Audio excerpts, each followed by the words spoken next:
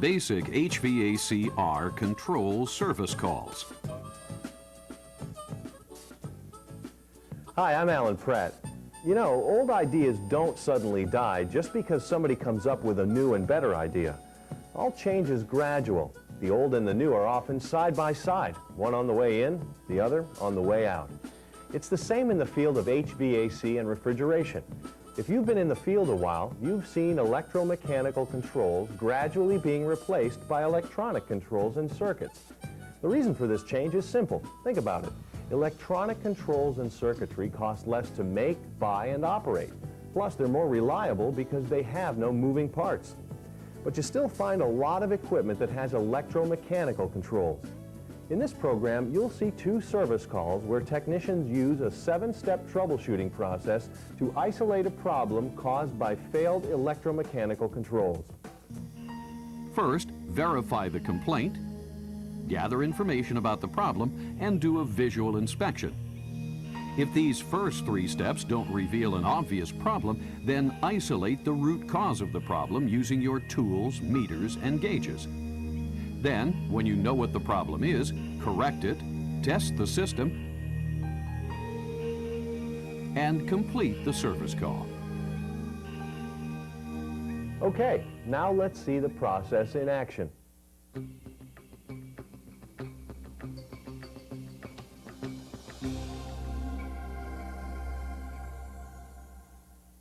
Begin by finding out what you can from the customer. Hey, how you doing? Great. I'm Desmond from ProTech. Great, glad you could make it. Listen, my air conditioner is not working. I have it set at 72, but this morning I got up, man, you could feel it was doing nothing. No cooling at all. No, so I turned it down to about 65, still wasn't doing anything, so I just shut the whole thing off and called you. Okay, I'll have a look at it. Where's your thermostat? It's in the dining room. You can just go on in. Okay. Great, thanks.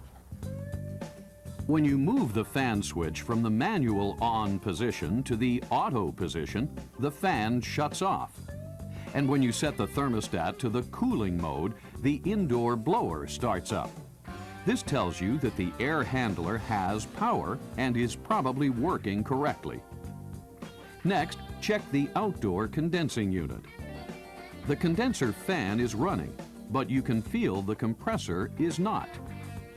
To isolate the cause of the humming, turn off the electrical power at the disconnect. The humming continues.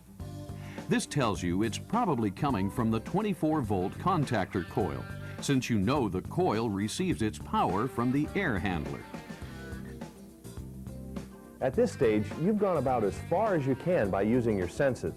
Now it's time to further isolate the cause of the problem by removing the control compartment panel of the condensing unit.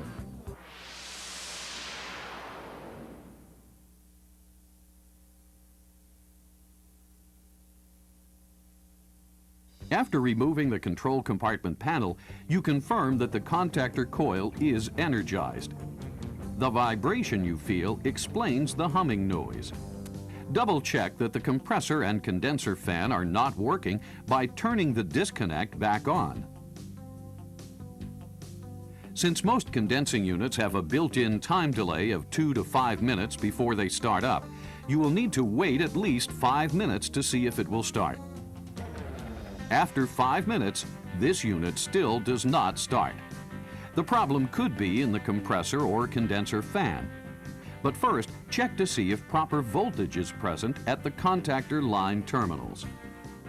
Place the voltmeter leads at the contactor line terminals.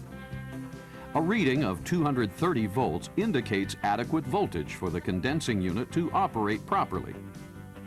Next, place the leads on the load terminals of the contactor. Again, the meter shows 230 volts, which confirms that there's a good connection between the line terminals and load terminals of the contactor. Next, test whether the load wires are making good contact at the spade terminals of the contactor. The 0 voltage reading suggests a possible bad connection. Gently move the load wires to test the connection between the load wires and the spade terminals of the contactor.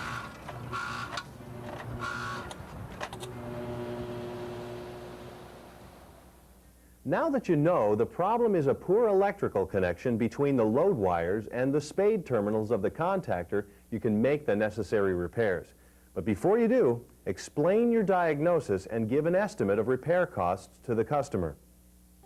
With a go-ahead from the customer, you can begin the repair. Start by making sure the electrical disconnect switch is turned off until your repairs are done. Due to the current draw of most compressors and fans, the male spade terminal on the contactor should first be inspected for possible damage from arcing. This one is damaged, so another terminal will be used.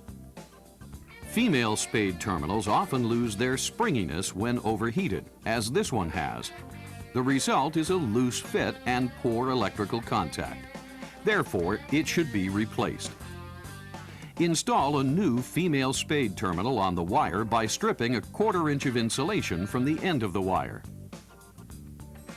Insert the bare end into the connector and crimp the connector tightly onto the wire. Make 2 crimps whenever possible. Always check to make sure the connector is tight and won't pull off the wire. Also, make sure the spade terminal fits tightly on the contactor terminal. Then turn the electrical disconnect back on. The compressor and condenser fan motors start immediately. Check the voltage at the spade terminals one last time, and then replace the condenser panel. Take a minute to make sure the unit is removing heat from the building by checking the condenser discharge air. It's warm. Wrap up the service call in the normal way by explaining the repair and charges, answering any questions, and making sure all paperwork is complete. As you can see, your diagnosis can lead you to something as simple as a bad electrical connection. Now let's look at another service call.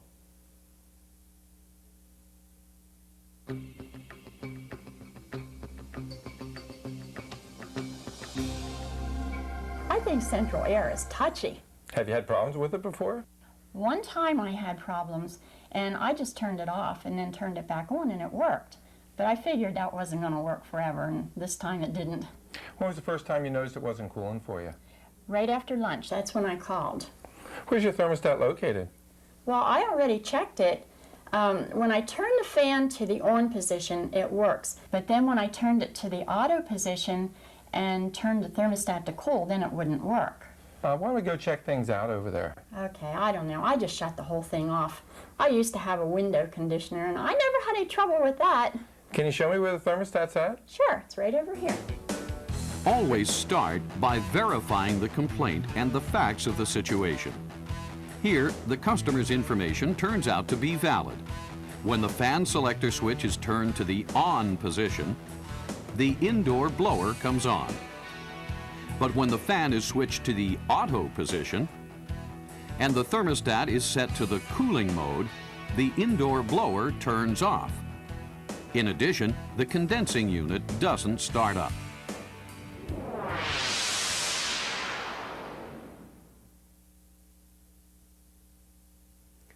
At this point, you know 2 things. The blower only works when the fan switch is in the manual position, and the condensing unit won't turn on at all. Now, these could be 2 separate problems, or they could both be caused by some other problem. So start with the condensing unit.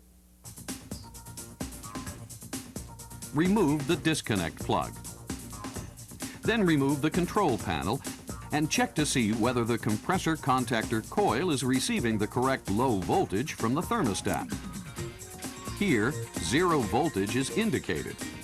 This is a problem, but possibly not the only one.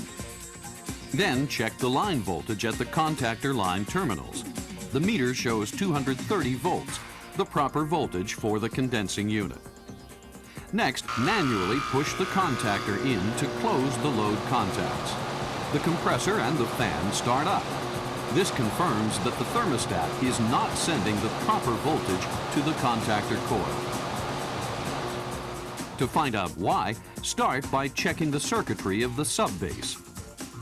Placing a jumper wire between the RC and Y terminals of the subbase should energize the condensing unit contactor.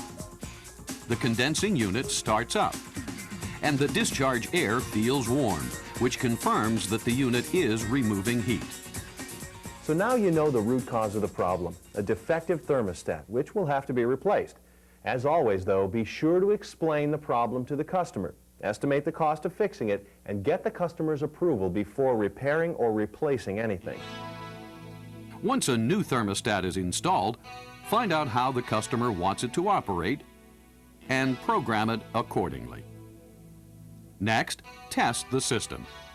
The supply air feels cold, which confirms that heat is being removed from the building. But to find out if the correct amount of heat is being removed, you need to measure the air in the room. How warm is it and how humid? To do this, measure the wet bulb temperature and the dry bulb temperature of the return air using a sling psychrometer. Then plug the numbers into the charging calculator. This tells you the supply air temperature should be 55 degrees. The actual supply air temperature is also 55 degrees, so you know it's correct for the load conditions the unit is operating in. Complete the service call by explaining the repair charges on the invoice and giving the customer any parts that were replaced. Answer any customer questions and make sure all your paperwork is complete. And before you leave, take the time to show the customer how to program the new thermostat as well. Well, that's it for this program. I hope you've gotten some ideas for how you can improve your troubleshooting and customer service skills when you're on a service call involving electromechanical controls. So long for now.